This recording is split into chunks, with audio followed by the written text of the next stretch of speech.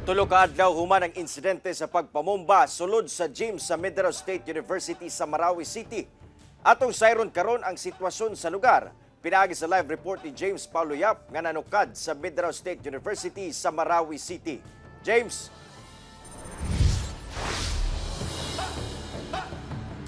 Cyril, sarado gihapon karon ang Dimaporo Gym dinhi sulod sa Mindanao State University sa Marawi City human ang pagbusikad.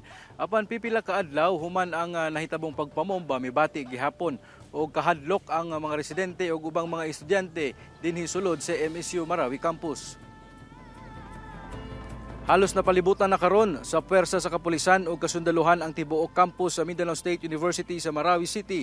Tulo ka adlaw human ang pagbusikan nga gikamatay sa upat ka mga individual ug pagkasamdan sa pipila ka mga misimba niadtong Domingo.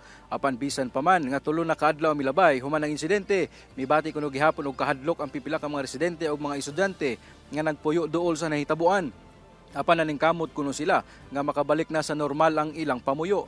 Hinuon sumala sa social media announcement sa MSU Marawi Campus, suspendido una ang tanang academic activities sa eskwelahan, samtang nagpadayon pa ang investigasyon sa mga otoridad.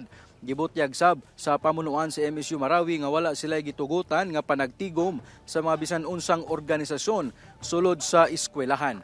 Og Cyril, mihangyo sab karon ang otoridad nga dili una magpakatag og mga dili beripikadong impormasyon may kalabutan sa pagbusikad sa gymnasium dinhi sa Mindanao State University aron nga dili na kini makadugang pa sa kahadlok nga gibati sa mga residente og mga estudyante dinhi sa maong eskwelahan. Cyril?